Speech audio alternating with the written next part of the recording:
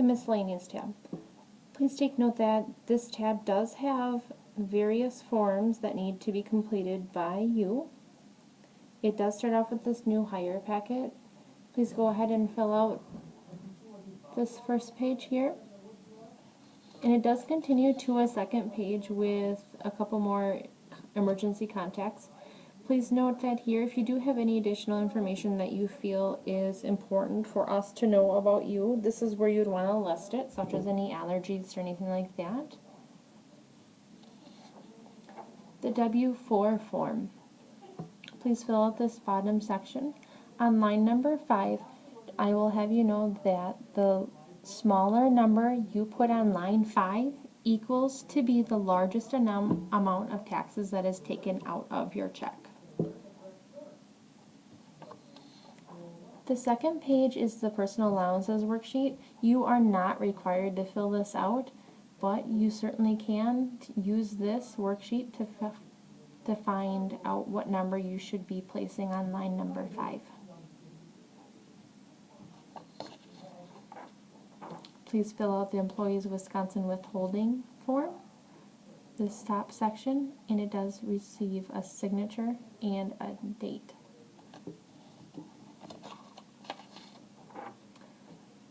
The I-9 form. You are responsible for section 1.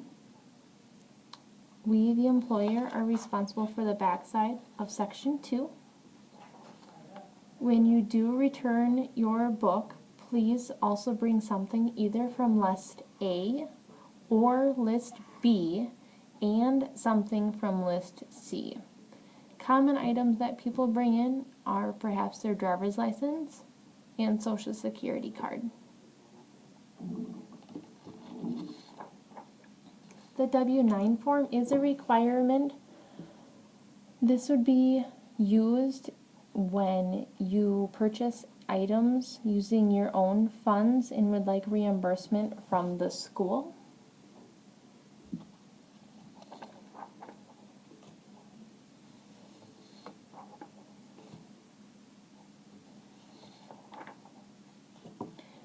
The Employee Direct Deposit Authorization Form. This is a requirement. You will need to either select your checking account or your savings account for your check to be deposited into. Please fill out this information here. And on the very bottom, if you could also please attach a voided check or a voided savings deposit slip on the bottom, please. Food service account. As an employee of the school district, you do have the opportunity to eat breakfast and lunch here at a minimal cost. So once we do establish a food service account, you can use that PIN number to purchase breakfast, lunch, or from the grab and go from our various food service locations. Please let us know if you're interested in setting up like an individual account just for yourself or a family shared food service account. So the very first option here is that you do want to participate in the food service account and you do not have any other members, meaning staff or students here currently at the district. Yes, number 2 is that you would like to have a food service account established and you do have other family members at the district that you do want to have your account linked to. If you have a spouse who already works here, please put their name here. If you have children who attend the school here, please put their name there. And the last yes option here is that you do have other members at the district, but you want to have a separate account from theirs. So your accounts would not be linked together for money purposes. If you could also put their names here. The final option is that you're not interested in setting up a food service account at this time, which is fine. If you, down the road, a month, 2 months, a year, decide that you want to have a food service account, we can always set that up for you at that time. That is not a problem at all. We'll still need you to sign and date. If you are interested in having an account established, we will be in contact with you and we will get you your PIN number that you can use. We also do ask that all employees have a positive account through us. as it's a good standing, and we're showing our students the responsibility of having positive accounts. Any negative amount that you may have at the end of the year will be deducted from your last paycheck. The pre-employment physical. We do arrange it with MMC to have your pre-employment physical. We have gave your information to Memorial Medical Center, and they will be contacting you between now and a time before your start date. They then will invoice us the cost. This is required before your first day here, and it is again paid for by the district. You do not need to take any forms with you, as they do have that already provided to them, and they will be responsible for sending us the completed forms. So you do not need to worry about any of the paperwork. The hepatitis B vaccination is a voluntary vaccination. It is not required to work here at the school. However, we always encourage staff to partake in this opportunity, as you never know when you could potentially be exposed to contaminated blood. So there are a couple different options in regards to the hepatitis B vaccination. So number one here is perhaps you've already been previously vaccinated, which is fine. We'll have you print off a copy of your vaccine record. That can be done through your provider or your doctor's office. That can be perhaps done by your previous employer if they had a copy of that. That can also be printed off by the county health department. Maybe you're not sure if you've been vaccinated. We would just have you provide a copy of your blood titer, which shows immunity, and that would also be done through your doctor.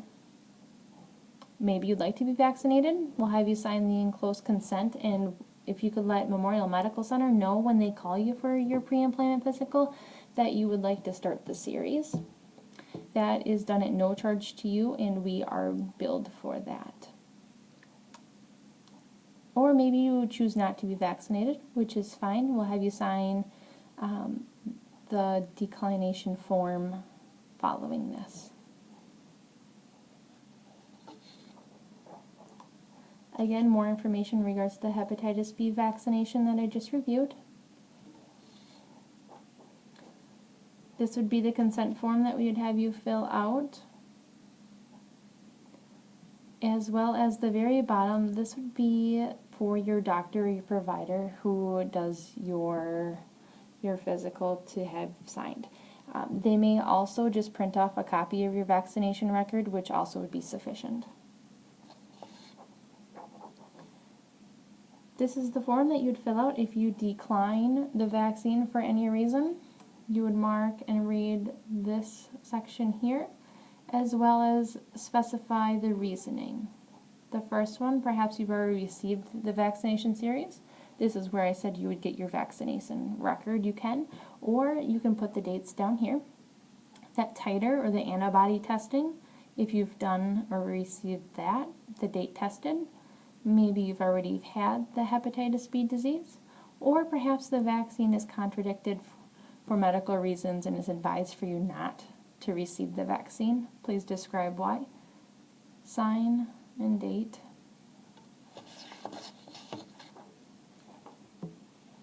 This is for the bloodborne pathogen training that we require you to complete within 10 days online. Our school medical office will be in touch with you in regards to this process, but he will be sending you a link to your email for you to complete. Please review this form, as it does discuss one error in the training video, and it might provide helpful hints towards taking the test. Once you do complete the training, please print off the certification and hand it into the board office. Please sign this acknowledgement of workman's comp medical treatment. That is also done at Memorial Medical Center in the event that you shall be injured at work. Please sign and date. A notice of the 403B.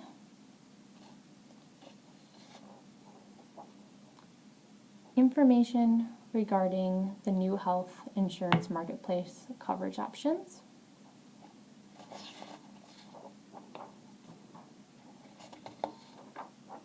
and an important notice from the School District of Neillsville about your prescription drug coverage and Medicare. This concludes the information within the miscellaneous form section. Please note again that there are multiple forms for you to review and fill out and sign.